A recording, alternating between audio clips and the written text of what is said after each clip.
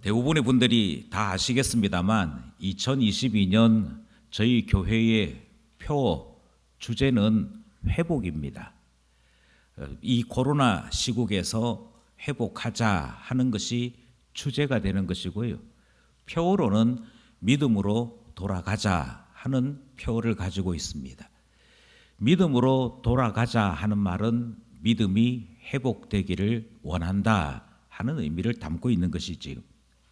여기에 믿음으로 돌아가는 것의 제일 첫 번째 요건은 예배 회복입니다.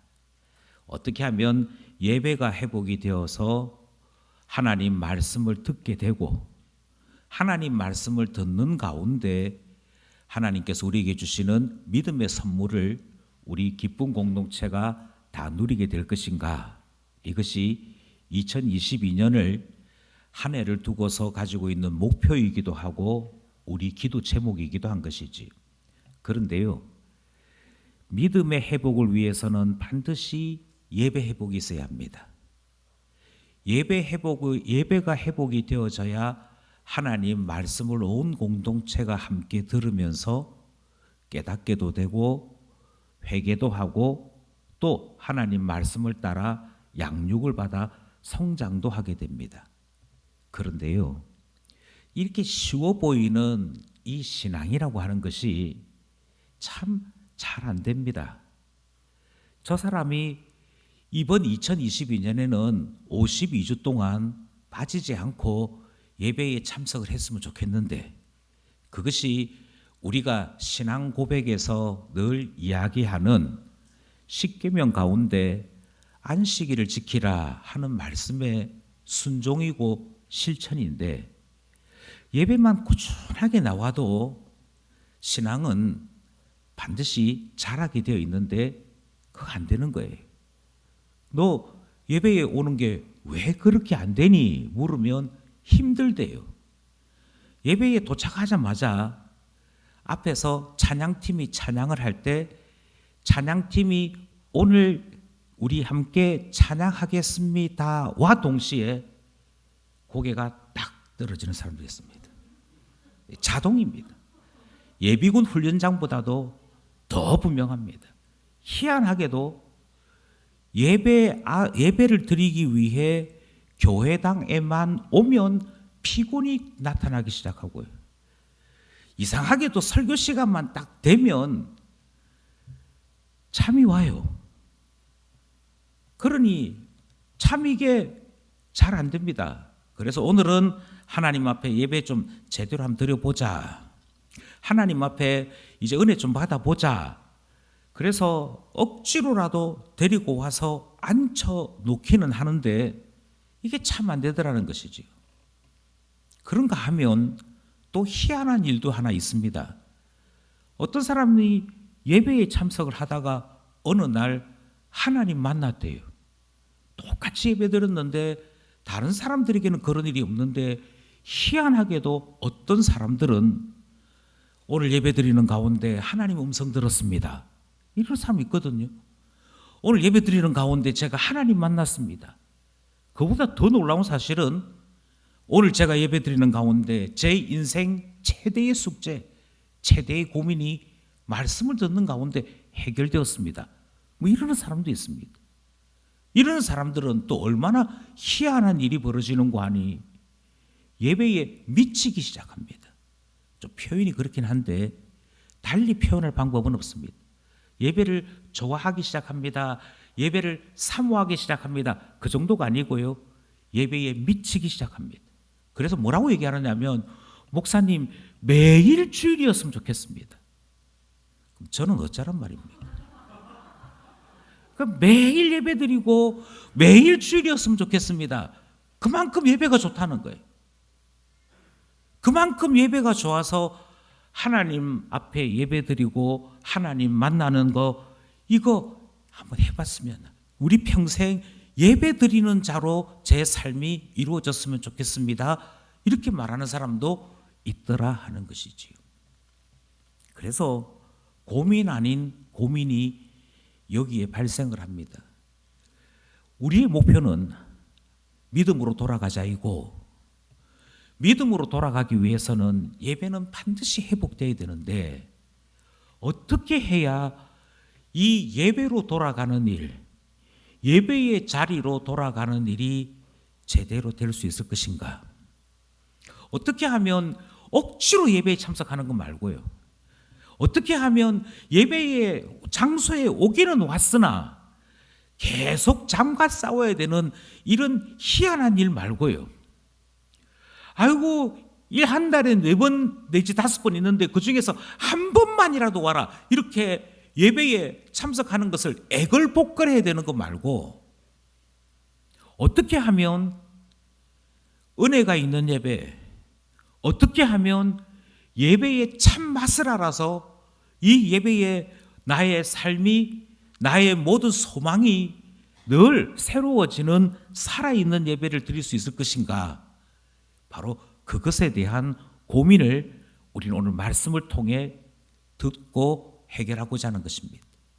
바라건대 말씀을 듣는 기쁜 가족들마다 믿음으로 돌아가고 예배의 자리로 돌아감이 있는 놀라운 성령의 역사가 나타나기를 간절히 소원합니다.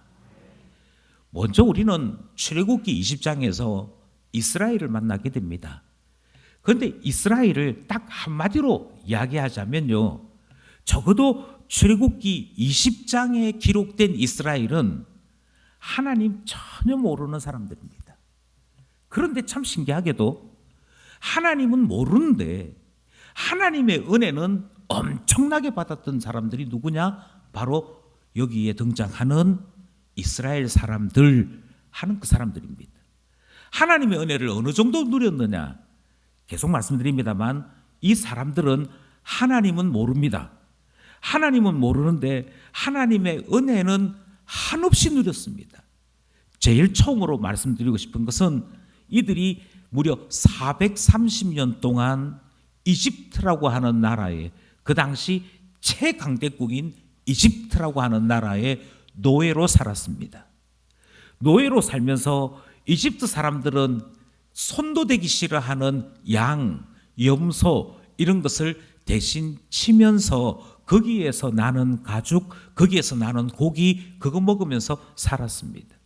혹시 예전에 조선시대 때 백정이라고 하는 사람들이 있었던 것을 기억하신다면 애굽 사람들 눈에는 이스라엘 사람들이 백정과 다를 바가 없었습니다. 거기서 고기는 사오지만, 거기서 고기는 얻어오지만 이 사람들은 그저 짐승 가죽이나 벗기고 짐승들 치는 그 더러운 사람들이다. 이런 인식 속에서 430년을 살았던 것이지요. 그러니 노예였습니다. 가장 하층민이었습니다. 인정받지 못하는, 사회적으로는 소외당한 사람들이었습니다. 그런데 바로 그 노예였던 이스라엘을 하나님께서 일방적으로 해방시켜 주십니다. 이스라엘이 하나님을 알아서가 아니었습니다. 하나님께서 그렇게 그냥 은혜를 베푸신 겁니다. 하나님께서 그와 같이 일을 하셨던 것이지요. 그러니 이스라엘은 하나님은 모르는데 하나님의 은혜는 입었던 바로 그 사람들이다 하는 것입니다. 또 있습니다. 이 세계 최강의 이집트라고 하는 나라에서 이스라엘 백성이 노예에서 해방되어 빠져나오려고 하니 이집트의 왕인 바로가 풀어주질 않습니다. 그러니 자유를 얻으려고 하면, 독립된 나라로 탄생하려고 하면 반드시 누구하고 싸워야 되는 거 하니 세계 최강의 나라 이집트, 세계 최강의 왕인 바로와 싸워서 그 손에서 벗어나야 자유도 쟁취할 수 있고 나라도 세울 수 있게 되었더라 하는 것입니다. 그런데 여러분, 출애굽기 1장에서부터 19장까지를 샅샅이 한번 살펴보십시오. 거기에 이스라엘 백성이 싸웠다는 이야기 단 한 줄도 등장하지 않습니다. 이스라엘 백성이 바로에게 가서 데모했다, 거기에서 원성을 발휘하면서 제발 우리를 놓아달라라는 이야기 한마디라도 했다 하는 기록이 있으면 한번 찾아보십시오. 아무 말이 없습니다. 그들이 노예로 해방되기 위해 그들 자신이 자유를 찾는 일을 얻기 위해 그들이 한 거 아무것도 없습니다. 바로와 싸우지 않습니다. 세계 최강의 나라 이집트와 싸우지 않습니다. 그럼 누가 싸웠느냐? 하나님이 싸우십니다. 하나님이 바로와 싸우시고요. 하나님이 바로와 계속적으로 밀당을 하십니다. 그러면서 하나님께서 이스라엘 백성들에게 계속 보여주십니다. 바로가 강한 것이 아니고 온 세상의 주인인 하나님이 강한 분이다. 그것을 무려 10번이나 이스라엘 사람들 눈앞에서 보여주시는 그 은혜를 베풀어 주셨던 것이지. 그래서 하나님에 대한 은혜를 이스라엘 백성들이 누리게 되므로 바로를 이기게 되고 이집트를 이기게 되고, 그래서 빠져나올 때는요, 이집트 사람들이 자기 집에 있는 목걸이며 귀걸이며 장신구들을 이스라엘 사람들 손에 쥐어주면서 제발 가라, 제발 가라. 너네들이 이겼으니까, 너네들이 대단한 민족이니까 우리 눈앞에서 제발 사라져라. 그러면서 모든 보화까지 쥐어주어 보내는 일이 일어나게 되었습니다. 누가 했느냐? 다시 말씀드립니다. 하나님이 하십니다. 하나님이 바로와 싸우시고 하나님이 이집트와 싸워서 이스라엘 백성들이 마치 전쟁에서 이긴 승리자처럼 금, 은, 보화 목에 두르고 행진하듯이 그 이집트를 빠져나올 수 있게 하셨습니다. 이 은혜가 이스라엘 백성들에게 베풀어졌던 것이지요. 그런데도 이스라엘 사람들이 하나님 누구냐 물으면 모르겠다 이렇게 얘기하는 거예요. 그 정도가 아니잖아요. 뒤늦게 바로가 아이고 내가 이 이스라엘 사람들을 왜 풀어줬지 그 생각에 그 당시로 이야기하면 세계 최강의 군대, 최정예 이집트 군대를 추격으로 보냅니다. 따라가라. 그리고 눈에 보이는 대로 다 추격세라. 그렇게 보냅니다. 그렇게 다가오는 그 이집트 군대를 누가 싸웠고 누가 막아내었고 승리하셨느냐? 이스라엘 사람들은요, 두려워서 소리만 지를 뿐이었습니다. 저기 군대가 온다. 그 소리에 아이고 우리 다 죽었구나. 그것만 했지.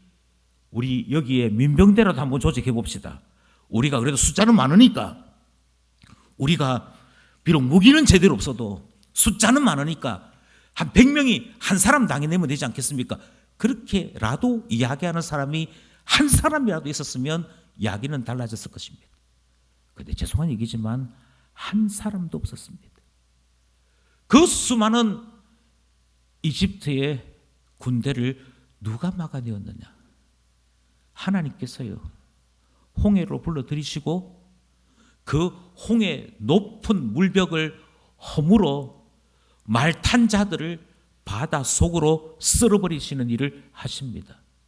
싸움을 누가 하셨냐면 하나님이 하셨습니다. 하나님이 하심으로 더 이상 이집트의 군대가 이스라엘을 괴롭히지 못하도록 주님이 그렇게 은혜 베푸셨더라 하는 것입니다. 그런데요, 이쯤 되면 야, 하나님이 참 놀라운 분이구나. 내가 하나님에 대해서 살아계신가 아닌가 늘 궁금했는데 이것 딱 보니까, 그리고 저 구름 속에서 번갯불과 같이 빛나시는 하나님의 임재의 그 모습을 보니까 하나님 계시네, 하나님이 이스라엘의 하나님이시네 할만하잖아요. 근데 희한하게도 이스라엘은 은혜는 누립니다. 은혜는 은혜대로 누리는데 하나님은 몰라요. 가장 최종적으로 애굽에서는 빠져나왔지만 아직 나라가 되지 못했습니다. 땅이 없으니까요. 그냥 떠도는 수많은 이민자들, 유목민들이지 이 사람들은 나라는 아니었습니다.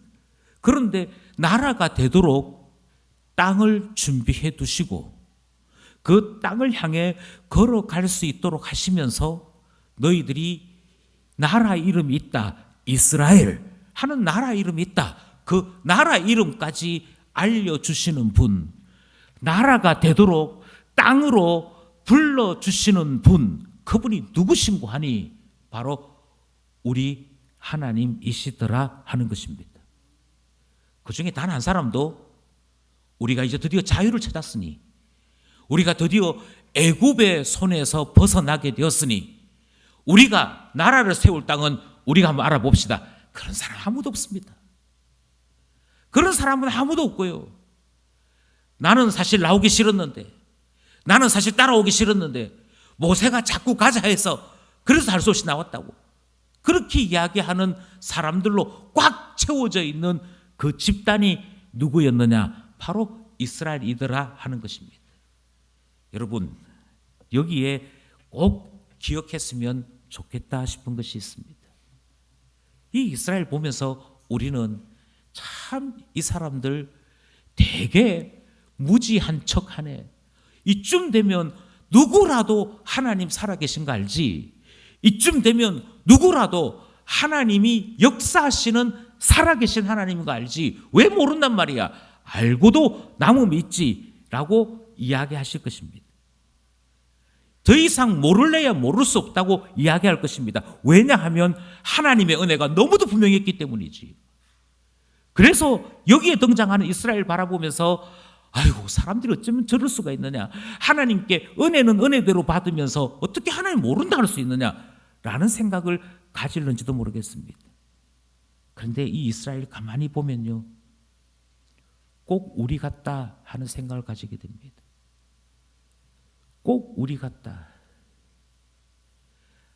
하나님을 찾아올 때 우리는 하나님을 눈으로 보았기 때문에 온 것이 아닙니다.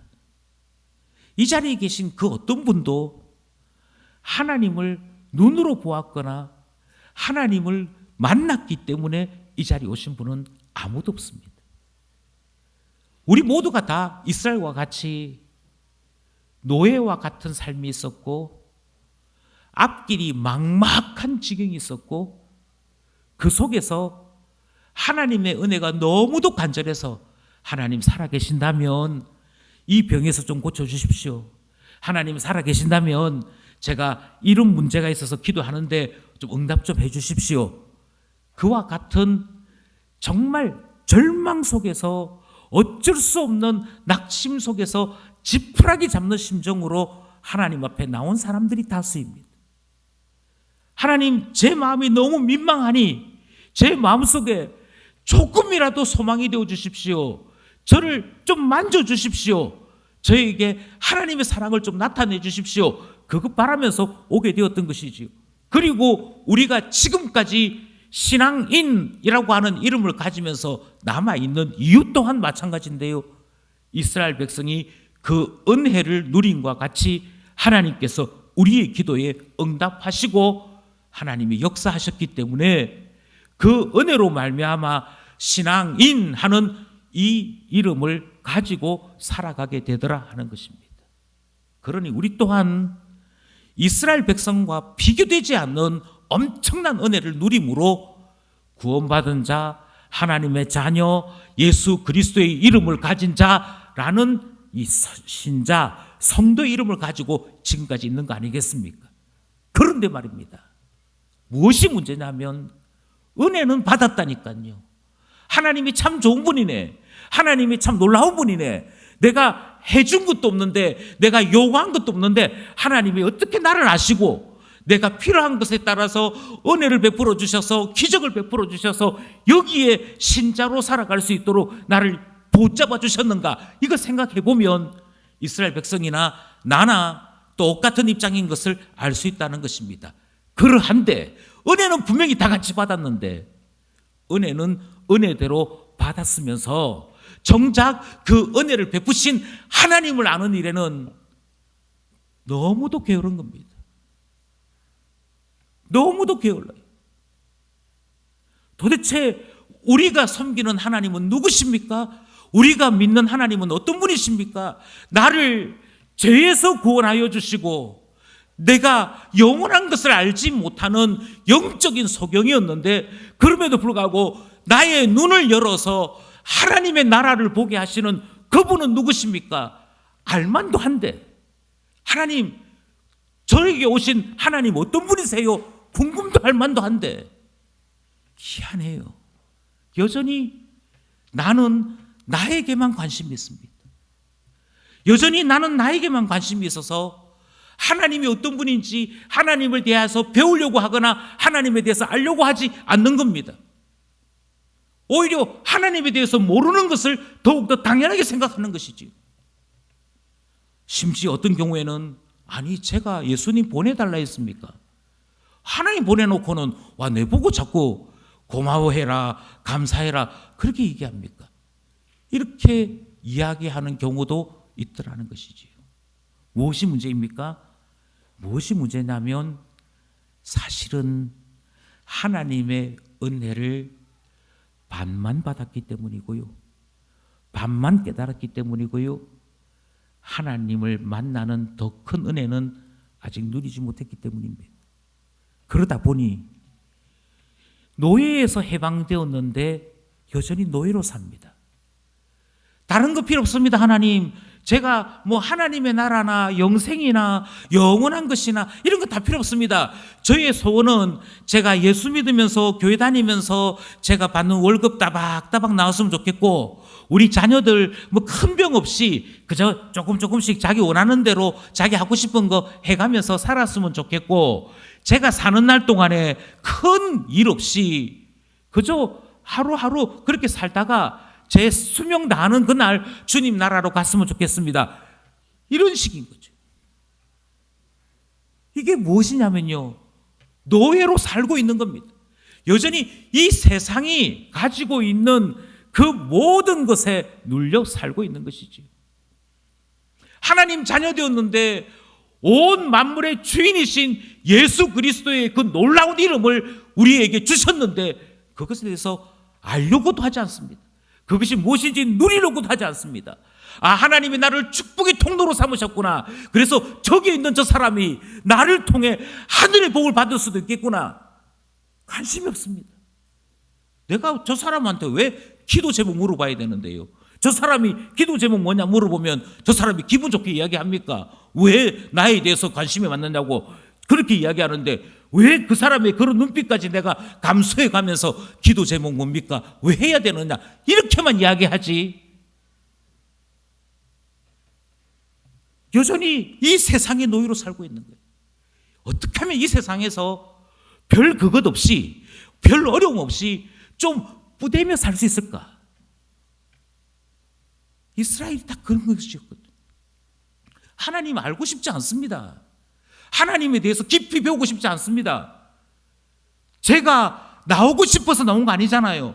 저의 소원은 애굽에서 살 때처럼 그저 한 주에 한 번 정도 고기 먹고, 한 주에 한 번 정도 가족끼리 소풍 좀 다니고, 그리고 제가 일하던 직장에서 월급 받는 그것처럼 제가 그 월급 받아서 먹을 것 먹고 입을 것 입고 그러고 살 수 있으면 되는 겁니다. 그러니 저보고 자꾸 뭐 하나님 배우라든지 하나님 앞에 나오라든지 그런 이야기 좀 하지 마십시오.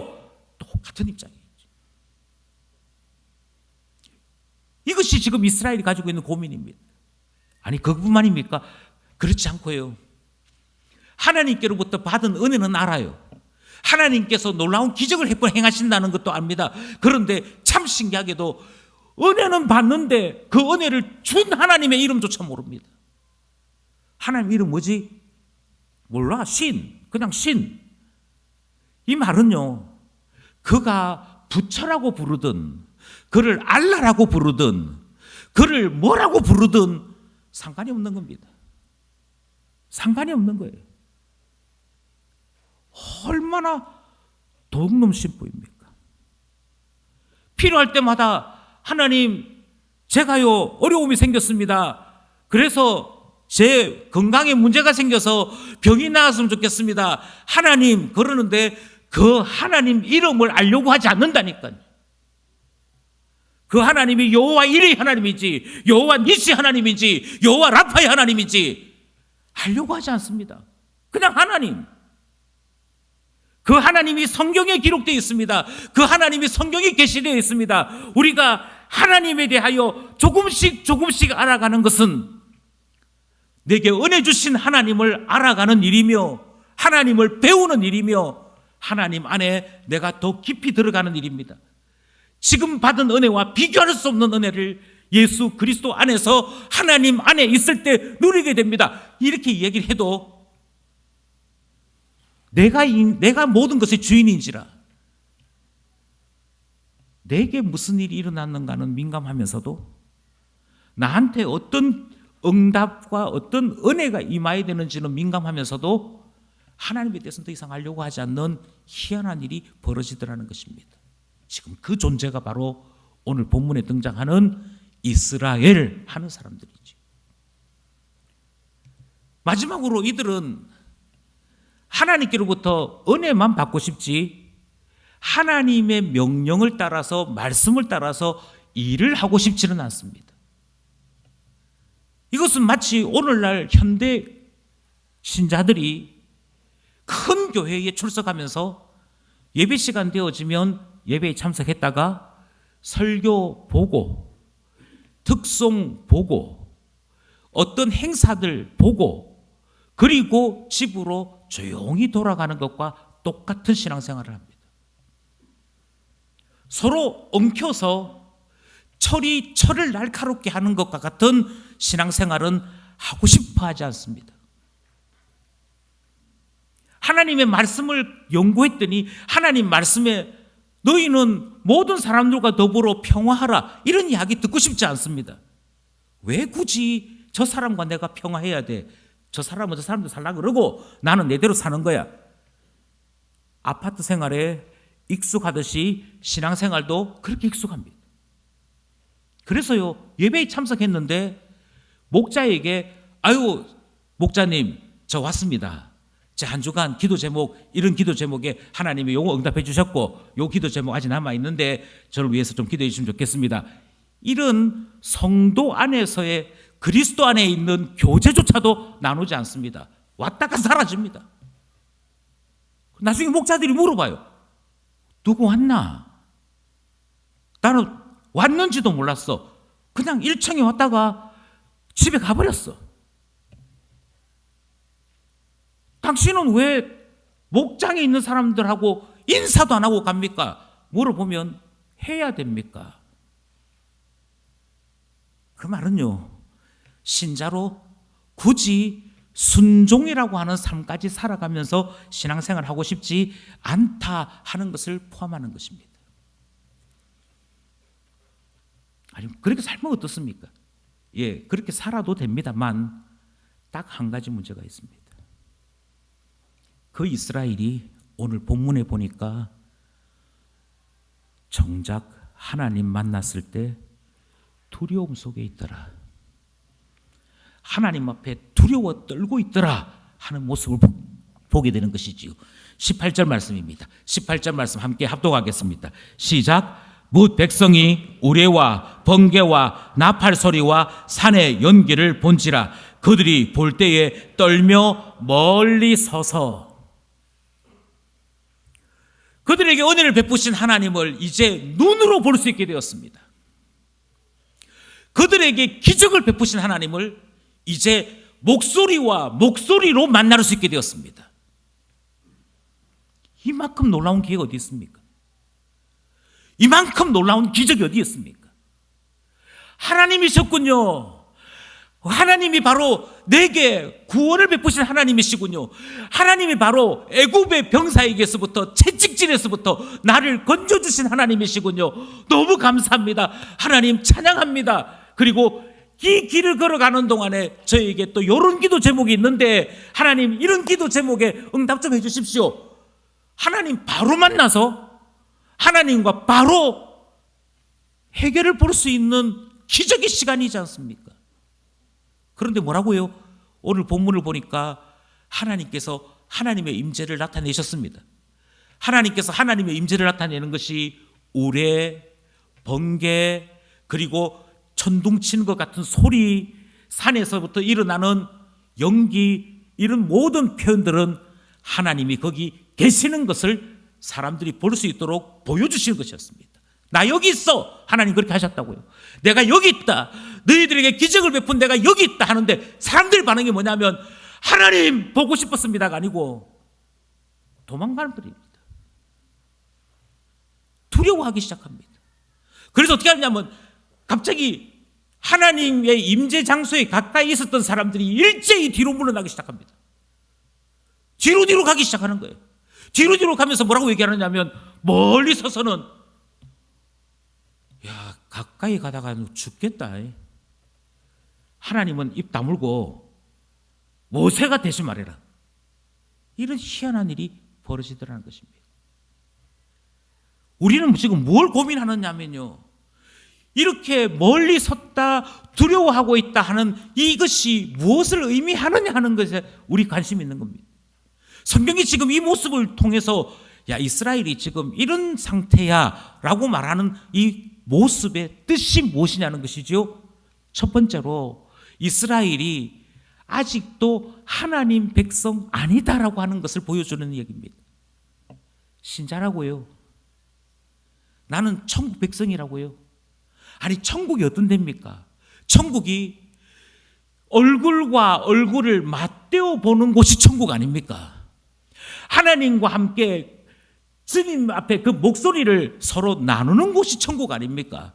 다르게 얘기하면 지금 출애굽기 20장에 있는 것처럼 하나님께서 임재를 나타내실 때 하나님 하고 달려나가서 하나님 정말 제 눈에 눈물을 닦아주시니 감사합니다 하고 만나는 곳이 천국 아닙니까? 그런데 이 사람들이 정작 하나님의 임재 앞에 딱 서게 됐는데 두려워하고 도망을 갑니다. 두려워하고. 이게 뭘 의미하느냐면요, 아무리 은혜를 받아도, 아무리 기적과도 같은 기도 응답을 받아도 당신 스스로 당신이 하나님 백성 아니다 하는 것을 보여주는 거구나. 그거예요. 그거라고요. 예수님께서 이것을 비유로 이렇게 말씀하십니다. 목자가 앞에 갑니다. 목자가 앞에 가면서 베드로야 하고 양 이름을 지어주면요, 그 베드로라고 이름 지은 양이 소리를 냅니다. 매 하고 소리 냅니다. 목자는 앞에 가는데 뒤에서 따라오는 게 아닙니다. 앞에 가는데 이름을 부르면 그 양들이 자기 이름 부르는 목자를 따라서 쫓아갑니다. 그러니 앞에 가는 목자가 양이 100마리든 200마리든 이름 지어준 그대로 부르면 쫓아간. 그래서 양은 목자의 음성을 안다. 그리고 목자의 음성을 아는 양들은 목자 따라가게 돼 있다라고 말씀하십니다. 그 내 양이야. 근데 내 양이 아닌 양들은 이름을 부르시지도 않지만 설사 거기 있는 검은 거 그렇게 불러도 모릅니다. 내가 나를 불렀는지 누굴 불렀는지 모르고 딴 데 가버립니다. 그러면 주님 뭐라고 말씀하시냐면 내 양이 아니다 이렇게 말씀하시죠. 하나님의 음성이 좋습니다. 하나님 만나는 것이 좋습니다. 하나님을 아는 것이 기쁨입니다. 그게 하나님 자녀 표시라니까요.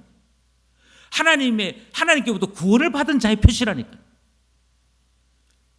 반대로 멀리서 도망가고 하나님 우리에게 말씀하지 말았으면 좋겠습니다. 이거는 하나님 백성이 아직 아니다 하는 것이죠. 또 있습니다. 왜 뒤로 도망가느냐? 그들이 생각해봐도 하나님 앞에 내가 아직 설 수 있는 준비가 안 되어 있다 하는 것을 스스로 드러내는 거잖아요. 하나님이 예 하고 불렀는데 잠깐만요. 제가 지금 이 상태에서 하나님 만나다가는 내가 죽습니다. 그러니까 우리 서로 만나지 맙시다. 이 말은 거룩하신 하나님 앞에 내가 서 있을 준비가, 그런 존재가 아직 안 되어 있다 하는 것을 의미합니다.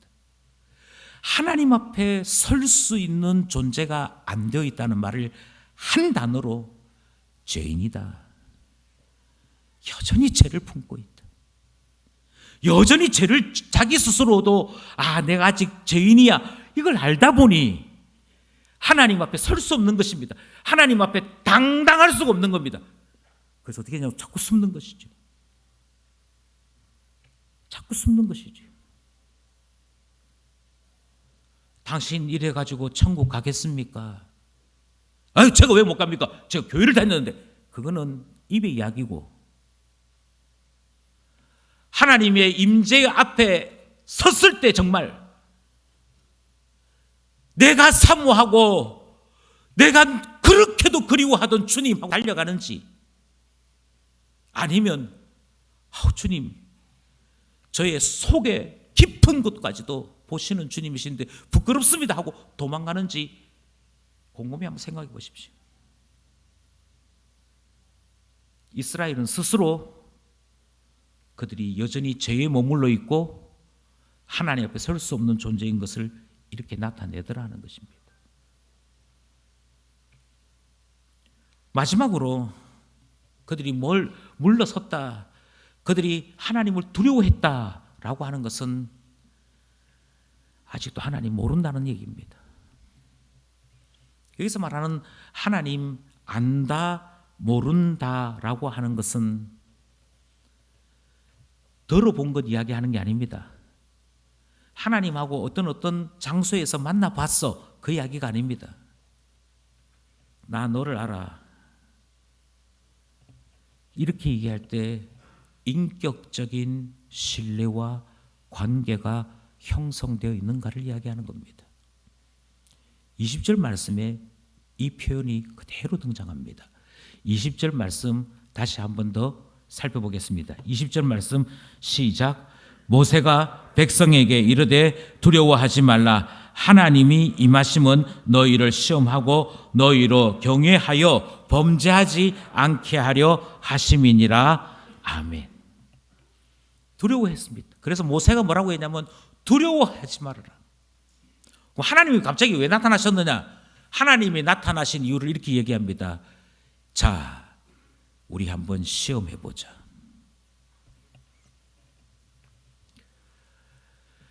여기서 말하는 시험은 잡아뜨려서 완전히 나후시키는 것을 이야기하는 것이 아닙니다. 사탄이 우리를 시험했습니다 할 때 그 시험이 아닙니다. 너희들 스스로 한번 테스트해봐. 너희들 스스로 한번 검증해봐.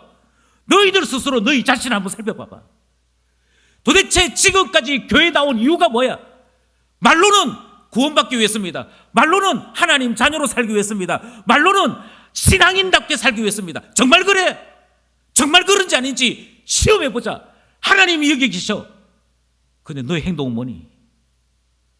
그 이야기입니다. 하나님이 여기 계신다니까. 아이고 무섭습니다.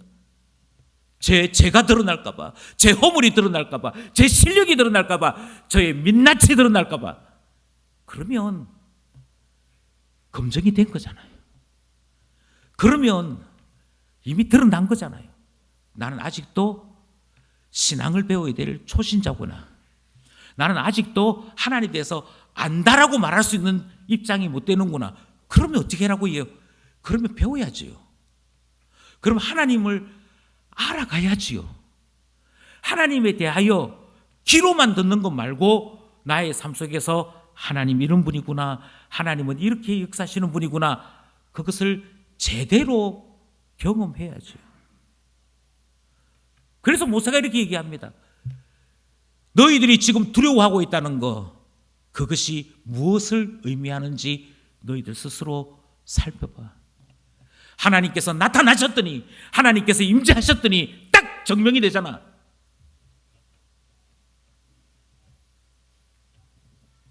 그래서 모세가 얘기합니다. 제발 두려워하지 마라고 말씀하고 있는 것이죠. 그럼 다시금 우리는 이렇게 질문하게 될 것입니다. 아니 목사님,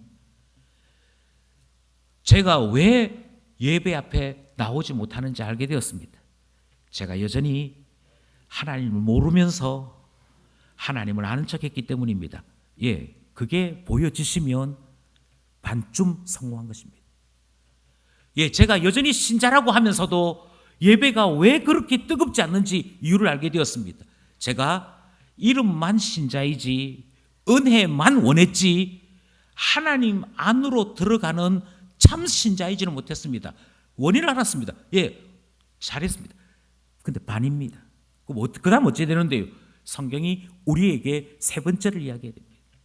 세 번째를 이야기하고 있는데요. 그 세 번째가 무엇이냐니까 두려워하지 말고 두려워하라 라고 말씀하고 있다는 것입니다. 20절을 다시 한번 합독하려고 합니다. 20절입니다. 20절 말씀 시작. 모세가 백성에게 이르되 두려워하지 말라. 하나님의 임하심은 너희를 시험하고 너희로 경외하여 범죄하지 않게 하려 하심이니라. 아멘. 여기에 두려워하란 말 없는데요. 두려워하지 말라 하는 데까지는 이해를 했습니다. 그리고 내가 두려워하는 것을 통해서 나 자신을 검증해야 되는 것도 이해했습니다. 그런데 두려워하지 말고 두려워하라. 이 뒤에 두려워는 무엇입니까? 를 물어보는 분들이 계실 것 같습니다. 여기에 본문에 경외라고 하는 단어가 있는데요. 여기에 등장하는 이 경외라고 하는 이 단어는 두려워하지 말아라 할 때의 그 단어와 같은 단어입니다. 하나님을 두려워하지 말고 하나님을 두려워하라. 본문이 그렇게 되어 있어요. 그런데 뉘앙스가 다릅니다. 그 가지고 있는 뜻이 조금 다릅니다. 어떻게 다르냐면 하나는 하나님에 대한 공포입니다. 하나님에 대해서 무서워하는 것이고 하나님에 대하여 무지함으로 말미암아 일어나는 그 자신들 속에 있는 죄의식 속에서의 공포들입니다. 근데 뒤에 있는 경외라고 되어 있는 이 단어는 뜻이 전혀 다릅니다. 혹시 이런 경험 있으신지요?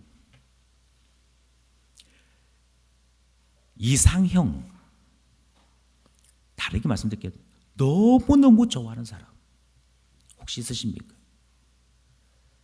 그런데 그 너무너무 좋아하는 사람을 갑자기 딱 마주치게 되었을 때 행동이 어떨 것 같습니까?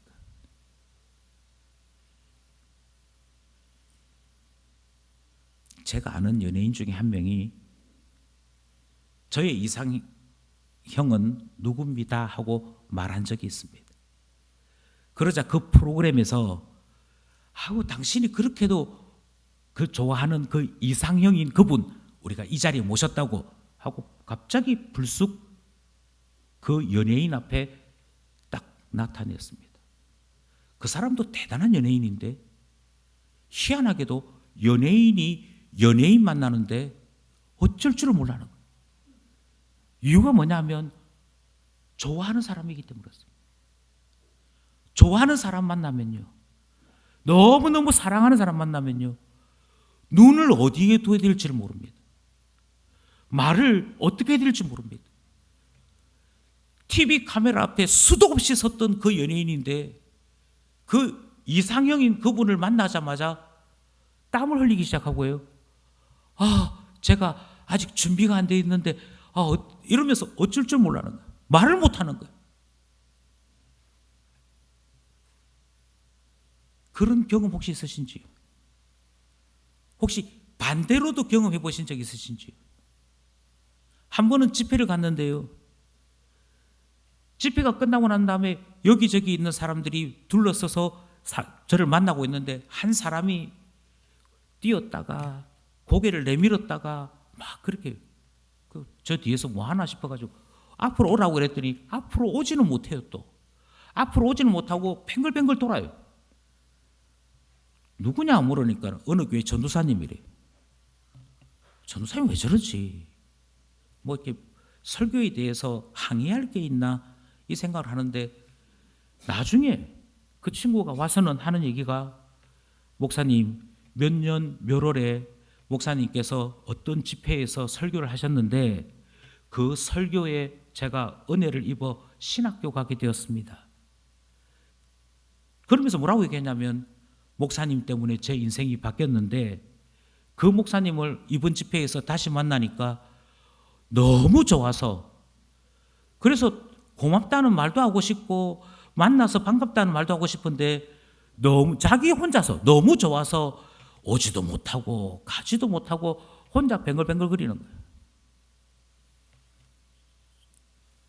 여러분 그런 경험 있으신지요? 그게 교회입니다. 하나님이 너무 좋은데요. 하나님이 너무 좋은데 그 하나님 만난다고 생각하니까 잠 못 자는 거예요. 그 하나님 만난다고 생각하니까 그 하나님께서 내 이름 부르실 때 너무 황홀해서 너무 감격스러워서 내가 그때 옷을 뭐 입고 가야 되지? 내가 하나님 만났을 때 첫 말을 뭐라고 해야 되지? 하나님 사랑합니다로 해야 될까? 하나님 보고 싶었습니다 해야 될까? 그것 때문에 몸이 저절로 떨리는 거예요.